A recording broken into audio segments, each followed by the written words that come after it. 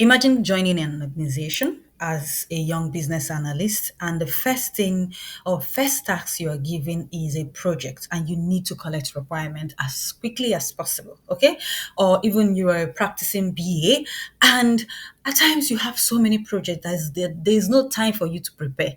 Yes, that is why we prepared this checklist for you, and this video is for you as well. And welcome back to the TechNet vlog. Hope all we've shared in the past that good use to you, and if yes, kindly subscribe, comment, and share.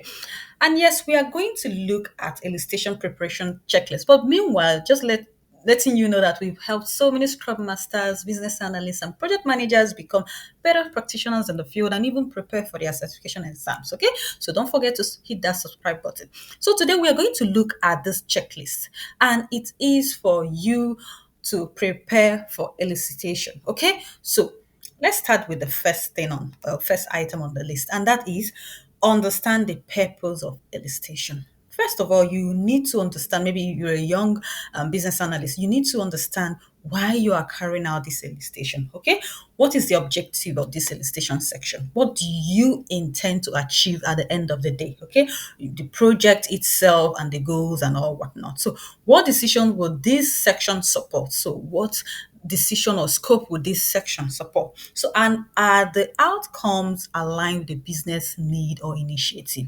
So, and also knowing that at the end of the day, whatever we plan, will the outcome align with the need or initiative of business?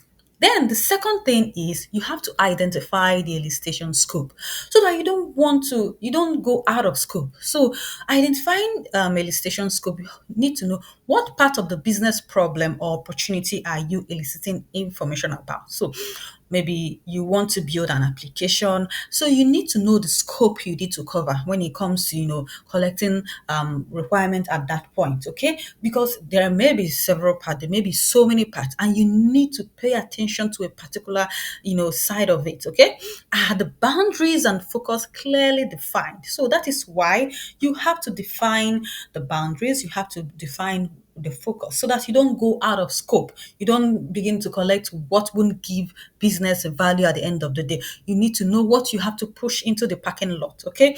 So do stakeholders understand what will and won't be covered? So also you need to educate or enlighten your stakeholders on what needs to be covered, what you guys don't need at this point. So, for example, your goal will be to get users to sign on the system at the end of the day, okay, when you guys go live with it. So, you don't really need to bother about them maybe having a payment account or whatever. So, the main purpose of us collecting this requirement is for users to have the ability to sign on and get the proper notification they need to get at the end of the day. Okay, so moving on to the next task, and that is select elicitation techniques. So what techniques are you going to use for your elicitation?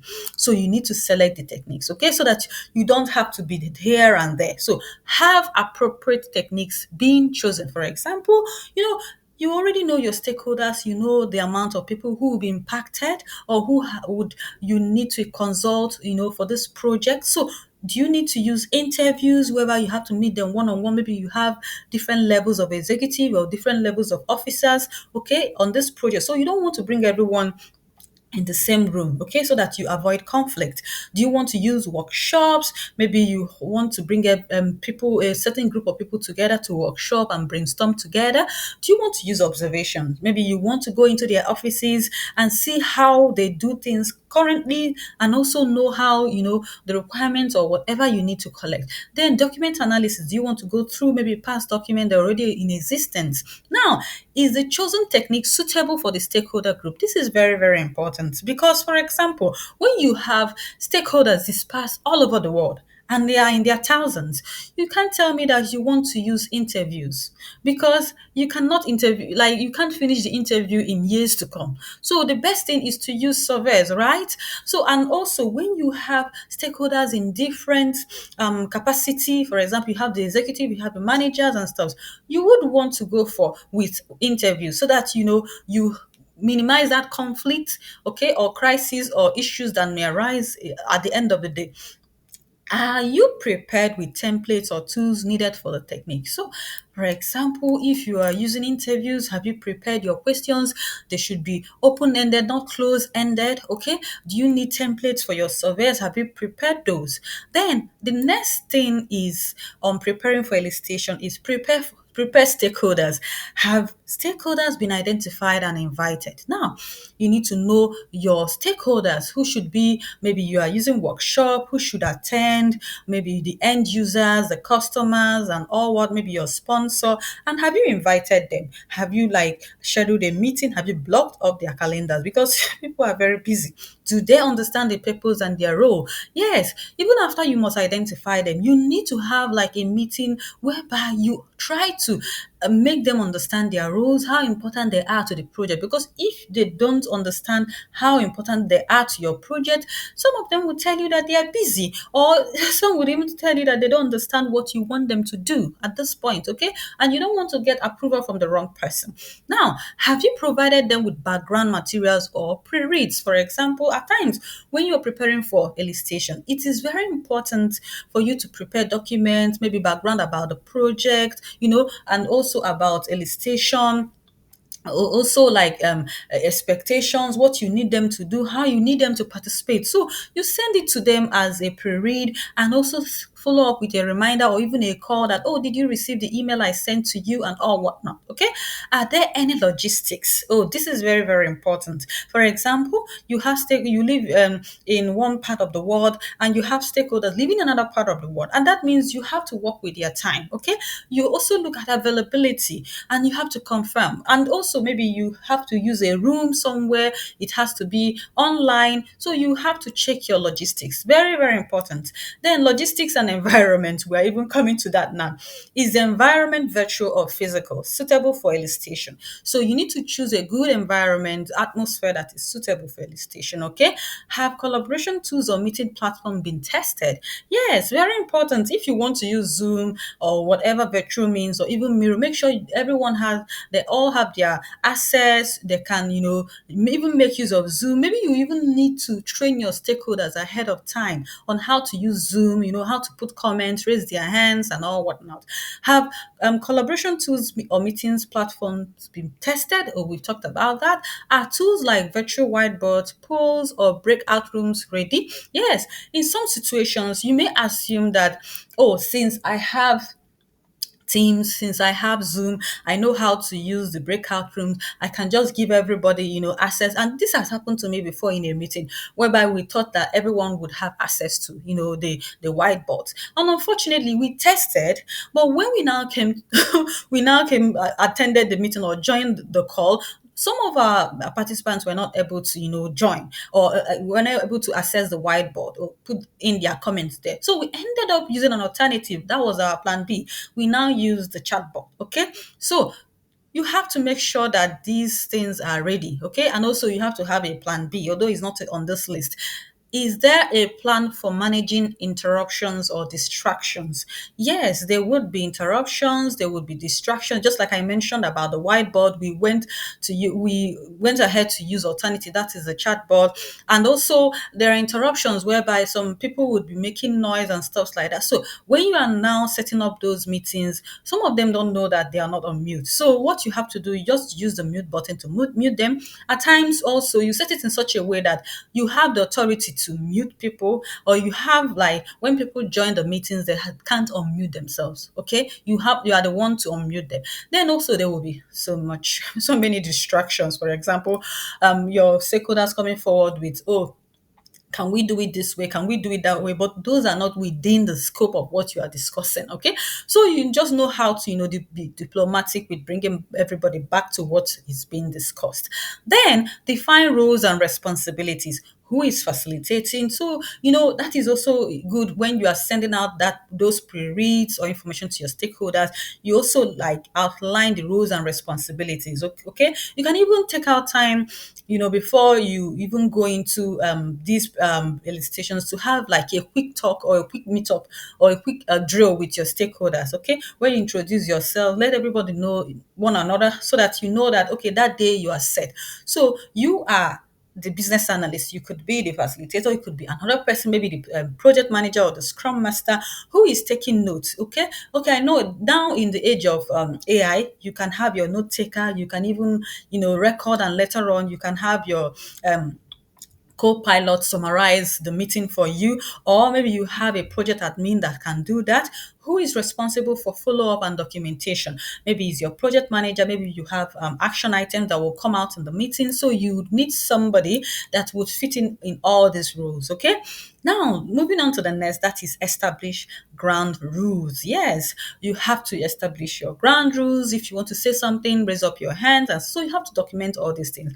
Have guidelines for participation, confidentiality, and respect being set. Yes, you don't want people talking above each other or one another. You don't want interruptions, up flares and all whatnot. So you have to document your ground rules. Okay, is there a plan for managing dominant or quiet participants? Very important. Yes, in some meetings, some participants will choose not to talk. They don't want to participate. They just want to be in the background. So you have to play games. You have to know how to use, games and stuff to make them, talk, maybe round table and all whatnot. Then there are also dominant, stakeholders that will be the light in the room. Let us put, if you can put it that way. But at the same time, you know how to, diplomatically, get them, to get other people who are quiet, to join in and all whatnot. Then plan for capturing output. At the end of the day, you want to achieve something at the end of this.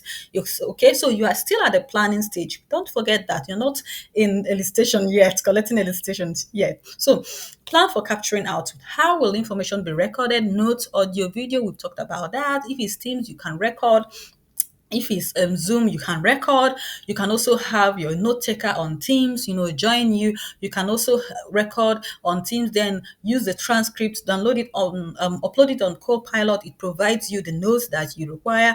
You can also have, your admin or whoever assistant to take the notes. So is there a structured template or format for capturing requirements? Yeah, maybe your organization has one, but remember that Babok would tell you that even if you come to an organization and some stuff like this don't exist, try to create your own. Okay, so this template you create it. Some would use Excel, some would use SharePoint. Okay, to capture their requirements. Okay, who will validate or review the output? Post section. So remember that after capturing your requirement or collecting your requirement, you collect it, you clean it up, you're supposed to go back to your stakeholders. So you should know who, maybe is your SME, or maybe your sponsor or the end user trying to validate your requirement. So you should plan who would you go to at the end of the day of collecting this requirement, who will validate it for me, who will tell me, yes, this is what we have collected. Do you want to maybe have a workshop, or do you want to have a closed group, okay, to look at it?